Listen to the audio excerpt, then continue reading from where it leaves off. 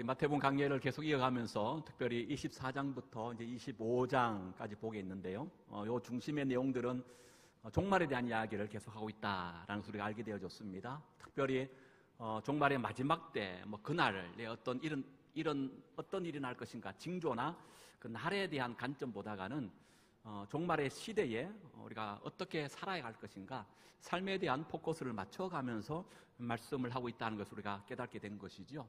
그 가운데 특별히 이 종말의 시대에 우리가 어떻게 그럼 살아야 할 것인가, 하나님께서 우리를 통하여 어떤 삶을 살기를 원하시는가, 마태복음 25장에 나와 있는 세 가지 비유를 통하여 우리가 하나하나 좀 살펴보고 있는 그런 중에 있었습니다. 조금 정리해 볼까요? 첫 번째 비유가 열처녀 비유였습니다. 우리 열처녀 비유를 통하여 뭘 깨달았습니까? 예수님이 오실 때까지 꺼지지 않는 등불에 불을 밝힐 수 있는 충분한 양의 기름을 준비한 슬기로운 5처녀만이 신랑과 함께 혼인잔치에 들어간 것처럼 우리 역시 충분한 양의 기름을 준비해야 된다라는 말씀이었죠. 그럼 이때 충분한 양의 기름이 뭐였습니까? 바로 믿음이었다는 거예요. 주님 재림하시는 그날이 언제인지 알지 못하지만 종말의 시대 우리가 마땅히 겸비해야 될 가장 첫 번째 중요한 것은 믿음이라는 것입니다. 믿음을 빼앗겨서 안 돼요. 끝까지 믿음을 지켜야 하는 겁니다. 그 믿음을 지키는 자가 최후 승리자고 이기는 자인 줄로 믿습니다. 두 번째 비유가 뭐였습니까? 5달란트, 2달란트, 1달란트라고 하는 달란트 비유였습니다. 우리는 이 달란트 비유를 통해 두 가지의 관점으로 우리가 접근해 보았습니다. 하나는 정직이적 삶이 뭐냐, 정직에 대한 얘기였고요. 또 하나는 예배에 대한 얘기가 있습니다. 1달란트 받은 자는 끝내 바깥 어두운 데 내쫓김 당하여 슬피 울며 이를 갈게 되고 말았어요. 왜 그렇습니까? 주인과의 관계의 문제, 신뢰가 깨어졌기 때문이었습니다. 여기서는 예배 중요성을 깨달았지요. 예배가 무엇입니까? 하나님의 만남의 거룩한 장소이지만 또 한편 깨어진 관계를 회복할 수 있는 유일한 장소가 예배였다는 거예요. 그래서 우리는 예배를 소홀하면 된다 안 된다? 결코 안 된다는 거예요. 예배를 중요히 여겨야 돼요. 예배에 살 거래한다라고 하는 말씀이었습니다. 오늘 세 번째 마지막 비유입니다. 양과 염소의 비유입니다. 이 비유의 내용을 우리가 너무 잘 알고 있습니다만은 본문의 내용을 살펴보기 앞서서 먼저 양과 염소에 대하여 조금 차이점들을 같이 좀 나눴으면 좋겠다 싶은데요. 여러분들은 양과 염소 둘 가운데 어떤 짐승을 더 좋아하시나요? 우리 인근의 대관령에 가면 대관령 그 양떼 목장이 많이 있잖아요. 쉽게 볼 수 있는 것이 양이고 또 그러다 보니까 아무래도 남녀노소 할 것 없이 염소보다는 양을 조금 더 좋아하지 않을까 싶습니다. 저도 우리 애 때문에 여기 강릉에 부임하기 전에 대관령 목장에 한 번 정도, 2번 정도 왔다 간 적이 있었는데요. 그만큼 양을 그렇게 싫어하지 않고 선호하는 그런 경향이 많이 있는 것 같습니다. 또 한편 성경에 보면 하나님을 우리의 목자로 얘기하시고 또 우리는 그분의 양이다, 내지는 염소다 이런 표현을 해요. 오늘 본문의 말씀도 이제 그 가운데 하나 아닙니까? 그렇다면 이런 질문 어떨까요? 여러분들은 여러분 생각할 때에 양 같은 성도 같으세요? 아니면 염소 같은 그런 성도인 것 같습니까? 많은 분들은 그래도 나는 염소 같은 성도겠지 아마 이렇게 생각하시리라 생각합니다. 왜 양과 염소, 어떤 것은 좋은 것으로 어떤 것은 나쁜 것으로 그렇게 여길까요? 그것은 양과 염소가 주는 어떤 이미지 때문이 아닌가 저는 그렇게 생각합니다. 여러분 양 그럴 때 가장 먼저 떠오르는 이미지가 뭔가요? 예, 순하고 또 착하고 순종적이고 털이 많아서 또 포근한 그런 이미지가 가장 먼저 떠오른 것 같습니다. 그러나 염소는 어떻습니까? 염소하면 고집 세고 전방지축, 그 뿔로 목자를 막 들이받을 것 같은 불순종적인 그런 이미지가 우리 가운데 먼저 있는 것이 사실이에요. 저도 어릴 적에 염소를 키워봤는데요. 대책이 없습니다. 염소는요 정말 힘이 세요. 그리고 주인 뒤따라오는 법이 없어요. 이놈은요 주인을 앞서갑니다.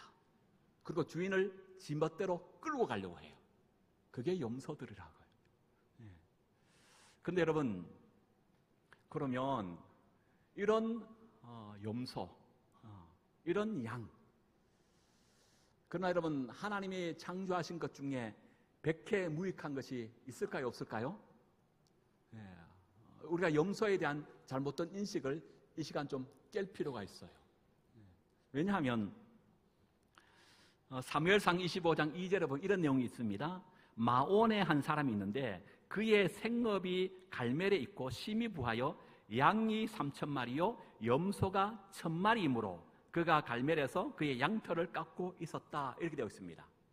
그러니까 마온이라는 사람이 양과 염소를 가지고 있는데 양이 3,000이고 염소가 1,000마리를 가지고 있다는 거예요. 비율적으로 따지면 3대 1입니다. 양이 3이고 염소가 1이 되는 것이죠. 여러분, 어떻게 키워도 보다 보니까 그렇게 비율적으로 3대 1이 되었다? 그게 아니에요. 이것은 철저한 목자의 계산법에 의하여 3대 1로 그렇게 키우는 거예요. 왜냐하면 유대의 목자들은요, 목동들은 양 3마리당 염소 1마리를 반드시 끼워서 함께 키운다고 얘기합니다. 왜냐하면 거기엔 두 가지 이유 때문에 그래요. 첫 번째 이유가 뭐냐 하면 양은 그 특성상 풀을 뜯어먹을 때 그 풀의 뿌리까지 다 뜯어먹는다는 거예요. 여러분, 유대 강야는 뉴질랜드에 그 끝없이 펼쳐지는 푸른 초장이 아니에요. 우기 때 그것도 든섬든섬 풀이 있는 그런 어떤 곳입니다. 척박한 곳이에요. 그런데 양만 있으면요, 그 뿌리 통째로 뜯어먹기 때문에 그것은 완전 쑥대밭이 되어버립니다. 뿌리가 없어졌기 때문에 그것은 다시 풀이 날 수가 없어요. 그런데 양 3마리당 뭘 하나를 끼워요? 염소를 1마리 끼워 키웁니다. 왜냐하면 염소는요, 뿌리채 풀을 뜯어먹지 않아요. 땅 위에 올라온 풀만 뜯어먹는다는 거예요. 뿌리를 보호하는 거예요. 그래서 염소들을 그 중간중간에 같이 섞음으로 인하여 그 풀의 존재를 보존하는 역할을 하게 한다는 거예요. 우리가 TV에 보면 어부들이 그물을 걷잖아요. 그리고 많은 고기를 잡을 때 가끔 살려보내주는 고기가 있더라고요. 어떤 고기입니까? 씨알이 작은 것, 아직 크지 않는 것, 그건 다시 방생하여 다시 바다로 돌려보내줘 버려요. 우리가 봤을 때는 야, 그것도 먹으면 될만한데 왜 보내주지? 근데 보내주더라고요. 왜요? 살려둠을 통하여 그 어종을 보호하기 위함이죠. 다음에 더 커 키워서 잡기 위함, 최소한의 그 씨를 보호하기 위한 하나의 장치로 그렇게 한다라고 하더라고요. 마찬가지예요. 그래서 3대 1로 같이 섞어 키우는 거예요. 두 번째 이유가 있어요. 같이 섞는 이유가, 양은요 두려움이 많대요. 그러나 염소는 두려움도 없고 호기심이 많은 동물이 한답니다. 그래서 유대 강야에는요 평지만 있는 것이 아니에요. 높은 산악도 있고 또 한편 깊은 계곡에 내려가서 물을 마실 수 있는 그런 어떤 것들도 많다는 거예요. 그런데 양들만 있으면 그런 곳에 절대로 가지 않는다 그럽니다. 그런데 중간중간 염소가 함께 섞여 있음을 통하여 염소는 호기심도 많고 두려움 없는 겁니다. 높은 산악도 막 올라가요. 그리고 거친 또 깊은 계곡도 거침없이 막 내려가서 그 물을 마시는 거예요. 그런 것을 보고 양이 뭘 생각합니까? 나도 할 수 있겠구나. 그 염소를 쫓아서 그렇게 하면서 생명을 같이 보존하는 그런 중요한 역할을 하는 것이 염소라고 한답니다. 그래서 양의 목축에 있어서 반드시 필요한 것이 바로 염소인 거예요. 그럼 다시 물어볼게요. 여러분은 양이 좋아요? 염소가 좋아요? 양 같은 성도예요? 아니 염소 같은 성도예요? 이제 우리의 고정관념이 좀 깨어졌죠? 양도 쓸만하네. 네. 여러분, 혹시나 여러분 인생을 살아가면서 좌절과 절망 가운데 아니면 때로는 비관하고 계신 분 계신가요? 특별히 청년들, 참 살기 어려워. 맞죠? 그래 여러분, 하나님께서 우리 한 사람 한 사람을 존귀한 존재로 삼으신 줄로 믿습니다. 여러분이 이 땅에 태어나게 하신 것은 뭐 받기 위하여? 사랑받기 위하여 하나님 여러분 이 땅에 태어나게 하셨다는 사실을 명심하시기 바라요. 그래서 우리가 잘 아는 요한복음 3장 16절, 날마다 외우지만 우리는 그걸 잘 실천하지 못하거나 망각할 때가 많아요. 그 3장 16절에 뭐죠? 하나님이 세상을, 나를 얼마나 사랑하셨는지 당신의 하나밖에 없는 아들 예수를 십자가에 내어놓기까지 우리 그렇게 사랑하시고 계시더라는 거예요. 우리가 그런 존재예요. 예. 특별히 여러분 그 출애굽에 보면 이스라엘 백성 출애굽한 목적을 얘기해요. 두 가지 얘기합니다. 제사장 나라 거룩한 백성 삼기 위함이다 이렇게 말해요. 근데 그 바로 앞에 한 구절 먼저 나가면 뭐라고 얘기하면 너는 나의 소유된 백성이란 말이에요. 이 소유가 서쿨라예요. 보배란 뜻이에요. 거룩한 백성, 제사장 나라 삼기 이전에 하나님 이스라엘 백성을 너는 나의 가장 거룩한 보배로운 그런 소유된 민족이야 라고 말해요. 보배예요. 보배는 다른 말로 얘기하면 보석함을 말합니다. 보석함에 뭐가 들어있어요? 보물이 들어있는 거죠. 하나님이 이스라엘 백성을 볼 때마다 너는 나의 보석이야, 너는 나의 보물이야 이렇게 말씀하고 있더라고요. 우리가 그런 존재인 줄로 믿습니다. 이 세상에 무익한 존재는 아무도 없어요. 하나님이 창조한 피조 모든 세계는요 가장 하나님께서 필요하셨기 때문에 그 자리에 그곳에 만드시고 세우신 거예요. 특별히 태풍도 그렇더라고요. 태풍을 한번 일면요 지붕이 날아가고 홍수가 일어 우리에는 큰 피해를 주는 것 같지만 바다에서 반드시 필요한 것은 태풍이 일어야 된답니다. 왜냐하면 태풍이 한번 바다에 일어나야 저 깊은 곳까지 태풍을 통하여 한번 물이 뒤집어지는 거예요. 공기가 바다 밑에까지 들어가서 생명이 살 수 있는 놀라운 효과가 주는 것이 여러분 태풍이래요. 그럼 지 싫어하시죠? 전염병, 패스트를 일으키는 그 근원 아닙니까? 지는 또 혐오의 대표적인 것 아닙니까?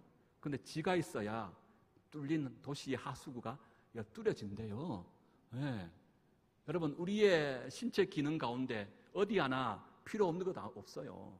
네. 필요 없는 것도 생각하는 건데요. 그것 없으면요 반드시 부작용이 생기게 돼 있더라고요.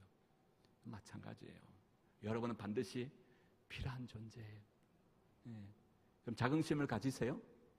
여러분 어깨를 확 펴고 삶이 좀 힘들고 어려워도 그래 하나님은 나를 이 땅에 보배로운 존재 사랑받기 위하여 태어나게 하셨어. 힘들고 어렵지만 그 하나님 바라보고 그럼 주어진 믿음의 삶들을 잘 승리하며 살아가실 수 있기를 축복합니다. 그게 염소고 그게 양이라는 거예요. 그래서 오늘 본문 들어가 볼까요? 31절 보십시다. 31절 봅니다. 시작. 인자가 자기 영광으로 모든 천사와 함께 올 때에 자기 영광의 보좌에 앉았다 이렇게 말해요. 인자가 누구겠습니까? 예수님 얘기예요.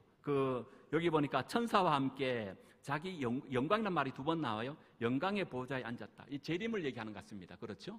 근데 여기 자기 영광의 보좌에 앉았다라는 것은 예수님의 신적 권능과 능력으로 오신다. 지금 그 얘기를 하고 있는 겁니다. 요한계시록을 보면 초림의 예수님을 어린 양으로 비유하는 것을 보죠. 그러나 재림의 예수님을 성경은 요한계시록을 통하여 이렇게 표현합니다. 계시록 1장 13절에 16절 촛대 사이에 인자 같은 이가 발에 끌리는 옷을 입고 가슴에 금띠를 띠고 그의 머리와 털이 희기가 흰 양털 같고 눈 같으며 그의 눈은 불꽃 같고 그의 발을 풀무불에 단련한 빛난 주석 같고 그의 음성은 맑은 물소리와 같으며 그의 오른손에 7별이 있고 그의 입에는 좌우에 날선 검이 나오고 그의 얼굴은 해가 힘있게 비치는 것 같더라. 그럼 초림의 예수님은 어린 양, 힘없고 약한 양으로 비유하지만 그러나 재림의 예수님은 오늘 뭐라고 비유하고 있다고요? 그 눈에 불꽃 같고 그 발은 빛난 주석 같고 그 오른손 7별을 가지고 있고 입에는 좌우에 날선 검이 나오고 얼굴은 해가 힘있게 비치는 것 같더라. 신적 권능과 능력을 가지고 주님이 재림하시는 것을 보게 돼요. 왜 그래요? 심판하는 심판주로 오시기 때문에 그래요. 심판하시는 심판주신 예수님이 어린 양처럼 힘없고 약한 이로 오시면 심판이 되겠습니까? 아니지요. 그래서 심판주로 오실 재림하시는 그 예수님은 이렇게 신적 권능과 위엄을 가지고 이렇게 오신다라는 것을 오늘도 본문의 말씀을 통해 얘기하고 계시는 거예요. 이렇게 오셔서 뭐 하십니까? 32절 볼까요? 32절 시작. 모든 민족을, 모든 민족과 백성과 나라들을 예수 앞에 모이게 합니다. 그리고 그 다음에 중요해요. 각각 뭐 합니까? 구분하는 거예요. 구분하는 거예요. 뭘 구분하는 것처럼? 목자가 양과 염소를 구분한 것처럼 양은 그 오른편에, 염소는 왼편에 두는 것처럼 그렇게 예수님이 신적 권능과 능력으로 오셔서 이렇게 사람들을 둘로 구분한다는 거예요. 이 유대의 목자들은요, 낮에는 3대1의 비율로 양과 염소를 함께 섞어서 키웁니다. 우리나라의 염소는 색깔이 완전히 까매요. 그렇죠? 염소는 완전히 하얗습니까? 하얀 양은 관리가 잘 된 양이더라고. 양떼 목장에 가서 양을 보니까요, 하얀 양은 별로 없어. 굉장히 더럽더라고. 예, 누리끼리 해. 관리가 필요한 양들이 굉장히 많더라고요. 사람의 손길이 필요하더라고요. 그것도 보니까. 근데 여러분, 유대 사회 속에서의 키우는 그 염소는요, 우리나라처럼 새카만 염소가 아니에요. 대관람 목장에서 흔히 볼 수 있는 염소처럼 좀 누리끼리한, 까만 것도 아니고 하얀 것도 아닌 그 사이에 색깔을 가지고 있는 것이 염소더라고요. 그러니까 염소와 양을 섞어 놓으면요, 머리서 보면 어떤 놈이 염소고 어떤 놈이 양인지 구분이 쉽게 되지 않아요. 근데 이제 해가 떨어지고 저녁이 되면 날씨가 추워지니까 이 목자는요, 양과 염소를 우리를 따로 만들어서 구분하고 구별하기 시작합니다. 양은 그 특성상 털이 많잖아요. 추위를 잘 이겨요. 그리고 함께 모여 살기를 좋아하는 동물이에요. 별 문제가 없어요. 근데 문제가 되는 것은 염소입니다. 추위에 약해요. 그리고 이 염소는 개별 플레이를 잘해요. 함께 모여있길 싫어하는 거야. 예, 각계 전투, 혼자 사는 거예요. 그냥 내버려두면 이 밤을 못 이겨요. 그 추위에 이겨내지 못해요. 그래서 목자는요, 특별히 낮에는 3대1로 섞어 키우다가 저녁에는 양을 따로, 염소를 따로 키우는데, 분리하는데 염소들 위하여 따뜻한 보금자리를 의도적으로 만들어 놓고 그곳으로 염소를 이동시켜 분리하여 키운다라고 얘기한답니다. 주님이 신적 권능과 능력을 가지시고 이 땅에 재림하시면 모든 민족과 열방과 백성들을 이처럼 양과 염소를 나누듯이 그렇게 우리를 나누신다고 지금 말씀하고 계시는 거예요. 그렇다면 오른쪽에 있는 이들은 어떤 이들입니까? 34절 읽어볼까요? 34절입니다. 시작. 그때에 임금이 그 오른편에 있는 자들에게 이르시되 내 아버지께 복받은 자들인데 나와 창세로부터 너희를 위하여 예비된 하나날 모함 받은 자, 상속받은 자. 오른쪽에 있는 사람, 마치 양 같은 사람들. 양이 아니에요. 하나의 비유로 얘기하는 겁니다. 예. 목자가 양은 오른쪽에, 염소는 왼쪽에 나뉜 것처럼 하나님은 우리를 양갈래로 나누신다는 거야. 예. 근데 오른쪽에 있는 사람들의 특징을 보니까 그 사람 하나님으로부터 뭐 받았어요? 복받은 자들이에요. 그들은 예비된 하늘나라를 뭐 받은 자요? 상속받은 자예요. 이 사람들 다른 말로 얘기하면 천국에 들어갈 자들이다, 이렇게 말하고 있는 거예요.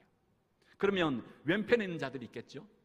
염소처럼 왼편에 속한 자들, 그들은 누구겠습니까? 41절에 나와요. 41절 시작. 또 왼편에 있는 자들이 이르시되 그들은 저주를 받은 자들이라. 나를 떠나 마귀와 그 사자들 위하여 예비된 영원한 어디에 들어갈 자들?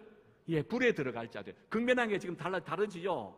예, 복받은 자들, 예비된 하나님나라 상속받을 자들, 그러나 반대편에 있는 자, 저주받을 자들이고 영원한 불에 들어갈 자들로 완전히 나뉜다는 거예요. 언제? 주님이 재림하시면, 주께서 심판주로 오시면 이렇게 완전히 나뉘신다는 거예요.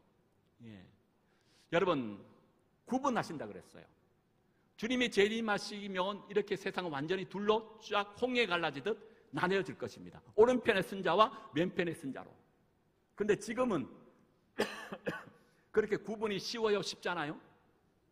지금은 마치 창세기 1장 1절에 천지가 하나님의 말씀으로 질서를 잡아가고 창조되기 전의 상태, 공허하고 흑암이 어둠 가운데 있는 것처럼 혼돈의 상태예요. 혼돈의 상태. 좀 구분과 구별이 잘 안 돼. 무엇이 양인지 무엇이 염소인지 잘 몰라. 예. 무엇이 의로운지 무엇이 거짓인지 구분이 쉽지 않아요. 때로는 악한 자가 의로운 자처럼 보여. 때로는 의로운 자가 악한 자처럼 보이는 그 영적인 분별하기 쉽지 않은 그런 시대에 살고 있는 거예요. 그러나 마지막 주님이 재림하시면 둘로 완전히 구분하신다는 거예요. 예. 그렇다면 오른편의 쓴자와 왼편의 쓴자, 그 기준이 뭐냐? 누가 복받은 자고 어떤 자가 하나님 나라 상속받는 자며 또 한편 어떤 자가 저주받을 자며 영혼의 불못에 들어갈 자인가? 그 구분의 기준이 뭐냐? 그 이제 각각 소개하는 것이 오늘 35절 이하의 내용이잖아요. 먼저 여러분 복받을 자, 예비된 하나님 나라 상속받는 그 자가 누구입니까? 35절 읽어볼까요? 시작. 내가 줄일 때에 너희가 먹을 것을 주었고 목마를 때에 마시게 하였고 나그네 대해서 영접하였고 헐벗을 때에 옷을 입히고 병들을 돌보았고 옥에 갇힐 때 와서 보았느니라. 그때 의인된 자들이 뭐라 얘기해요? 오른편에 쓴 자들이 주여 우리가 어느 때에 주께서 줄인 것을 보고 음식을 대접하며 목마르신 것을 보고 마시게 하였나이까? 어느 때에 나그네 된 것을 보고 영접하였으며 헐벗은 것을 보고 우리가 옷을 입혔습니까? 우리는 그렇게 한 적이 없는데요. 어느 때에 병든 것을 거나 옥에 갇힌 것이나 보고 가서 비웠나이까? 이때 임금이 뭐라 그래요? 40절 봅니다. 시작. 임금이 대파이시되 내가 진실로 너희에게 이르노니 너희가 여기 내 형제 중에 지극히 작은 자 하나에게 한 것이 곧 내게 한 것이라. 그리고 왼편에 저주받을 자들, 영원한 불에 들어갈 자들도 마찬가지예요. 완전히 반대지요. 42절 읽어봅니다. 시작. 내가 줄일 때 너희가 먹을 것을 주지 아니하였고 목마를 때 마시게 하지 아니하였고 나그네들 영접하지 아니하였고 헐벗을 때 옷 입히지 아니하였고 병들었을 때와 옥에 갇혔을 때 돌보지 아니하였다는 거예요.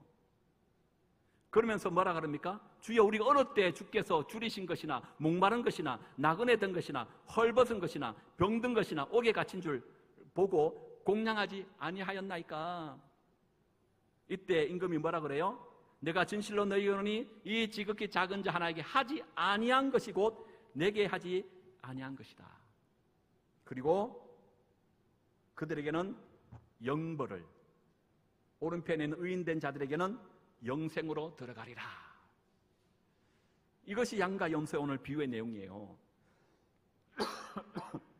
여러분, 이 양과 염소의 비유를 통하여 무엇을 느끼신가요?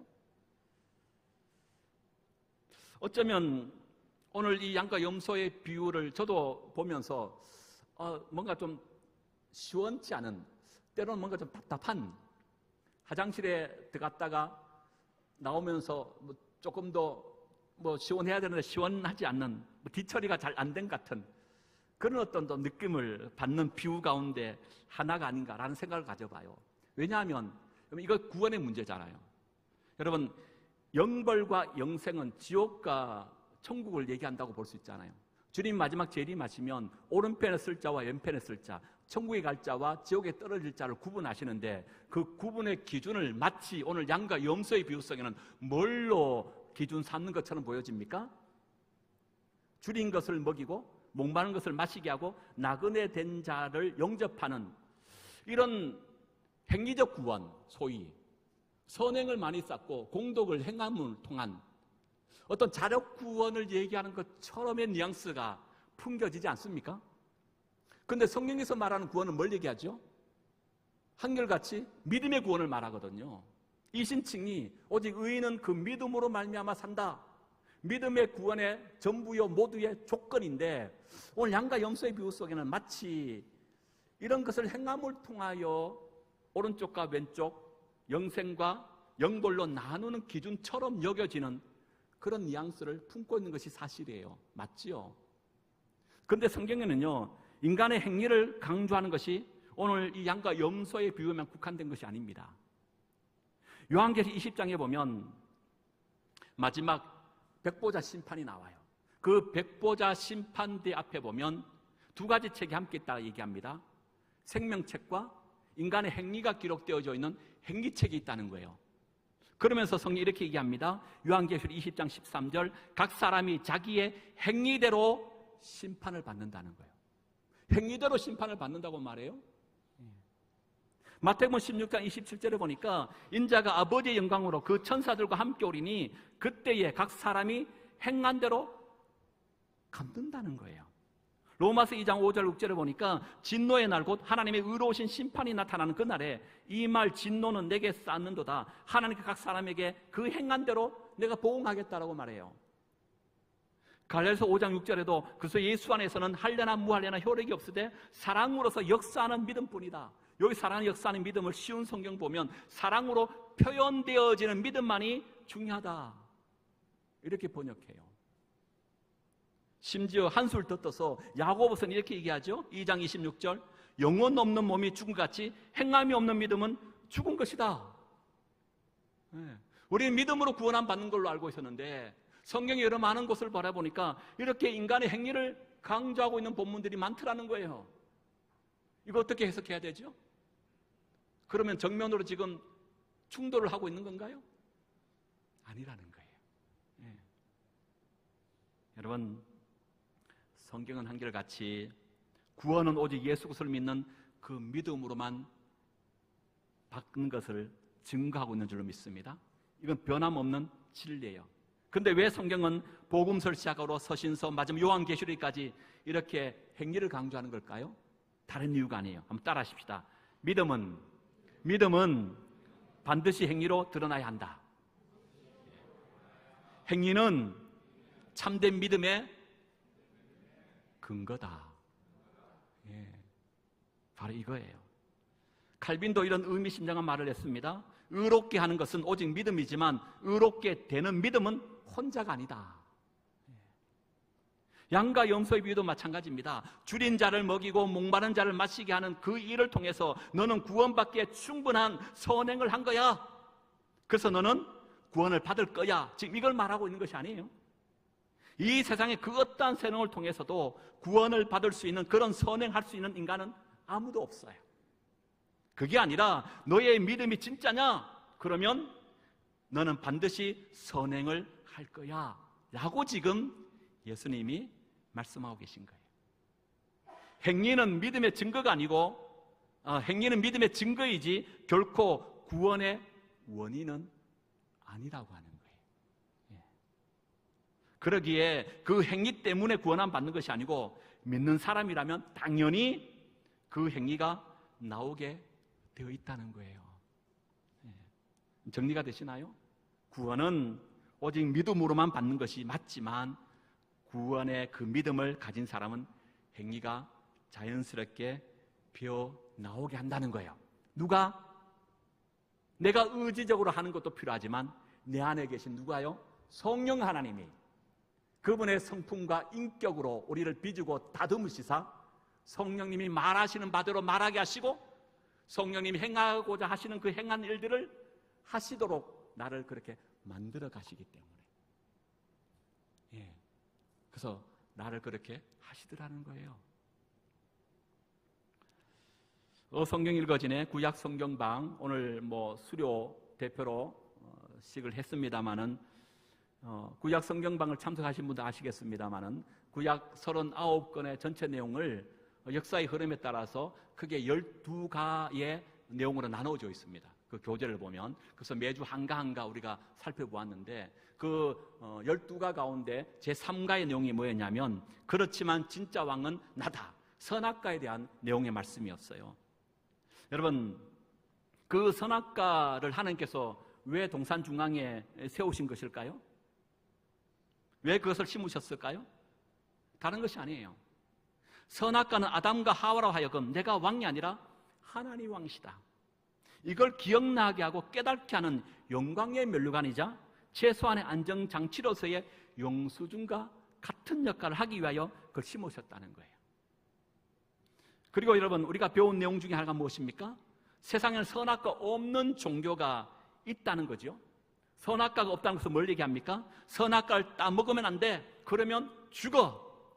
라고 하는 신의 가르침, 말씀, 법이 없는 종교가 많다는 거예요. 이들 종교의 특징은 첫 번째가 뭐냐면 우리 종교의 신은 아무것도 나에게 요구하지 않아. 하라 말라가 없어. 두 번째는요, 그러나 신도가 원하는 것은 다 해준다. 그래서 이들은 이렇게 기도합니다. 신이시여, 나에게 요구는 하지 말아주세요. 그러나 내가 요구하는 것을 다 응답해 주세요. 그래서 세상의 종교는요, 크게 둘로 나눈다는 거예요. 하등 종교와 고등 종교입니다. 하등 종교일수록 하라 하지 말라가 없습니다. 신의 가르침이 없는 종교입니다. 그저 복채만 두둑히 주고 자신의 소원 성취만 이룰 뿐이에요. 기복신앙입니다. 대표적으로 무당, 점쟁이에요. 샤머니즘이에요. 그러나 고등 종교일수록 자기 부정이 있습니다. 신의 가르침이 있습니다. 그 가르침에 따라서 살려고 합니다. 사랑하는 여러분, 신행일치, 우리 기독교는 하등 종교가 아니에요. 선악과가 없는 종교가 아니라 하나님의 말씀에 따라 순종하며 그렇게 살아 드러내야 하는 선악과가 있는 고등 종교입니다. 따라서 우리의 실천적인 삶을 통하여 나의 믿음이 참 믿음이라는 것을 드러내고 나타내 보여줘야 하는 성숙한 구선의 삶이 우리에게 요청되고 있다는 사실이에요. 여러분 믿습니까? 하나만 더 보고 마칠까요? 여러분, 지극히 작은 자가 있습니다. 지극히 작은 자 하나에게 한 것이 내게 한 것이고, 또 반대로 지극히 작은 자에게 하지 않는 것이 나에게 하지 않는 것이다 라고 말해요. 여기서 지극히 작은 자가 누굽니까? 여기서 말하는 지극히 작은 자라는 것은 단순히 우리의 도움이 필요한 가난한 사람들, 병들고 굶주리고 억울한 사람들을 말하는 것이 아니더라고요. 여기서 지극히 작은 자는 누굴 말합니까? 바로 예수님, 당신 자신을 말하고 있더라고요. 유진 피터스의 메시지 성경 보면 오늘 본문이 이렇게 얘기합니다. 내가 배고플 때, 내가 목마를 때, 내가 집이 없을 때, 내가 떨고 있을 때, 내가 병들었을 때, 내가 감옥에 갇혔을 때, 내가 무시당하거나 남이 알아주지 않는 사람한테, 그게 바로 나였다. 그런 일 하나라도 하지 않으면 너희는 바로 나한테 하지 않는 것이다. 지금 뭐예요? 가난한 사람들을 예수님과 동일시하고 있는 것을 보죠. 구약에 보면 하나님과 이스라엘을 동일시합니다. 신약 넘어오면 예수님과 교회를, 성도를 동일시하는 것을 보게 돼요. 다메섹 도상에서 부활하신 예수님 만날 때 예수님이 사울에게 한 말이 뭡니까? 사울아, 사울아, 너는 나를 박해한 자다.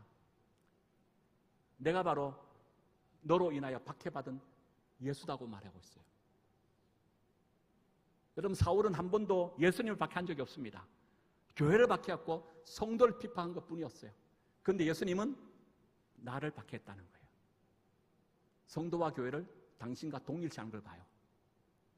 오늘 여러분, 지극히 작은 자, 그 사람을 누구와 동일시한다고요? 예수님과 동일시하고 계시더라고요. 지극히 작은 자를 돕는 것은 누굴 돕는 거예요? 예수님을 돕는 거예요. 지극히 작은 자를 섬기는 것은 누굴 섬기는 거예요? 예수님을 섬기는 것이라고 말하고 있더라고요. 그래서 우리의 생각을 바꿔야, 고정관념을 바꿔야 돼요. 염소에 대한 고정관념을 바꾸듯이, 여러분, 가난한 자에 대한 고정관념을 바꿔야 돼요. 그들을 돕는 것은 불쌍하기 때문에, 우리의 도움이 필요한 존재이기 때문에, 내가 조금 더 넉넉한 삶을 그들보다 더 살기 때문이가 아니고, 그들은 곧 누구라고요? 그소라고 하더라고요. 그를 돕는 것이 그소를 돕는 거고, 그를 섬기는 것이 그소를 섬기는 이이기 때문에 우리 그렇게 해야 된다라고 지금 말씀하고 있더라고요. 여러분, 말씀을 마칩니다. 종말의 시대, 우리 어떻게 살아야 돼요? 오늘 양과 염소를 통하여 뭘 깨닫습니까?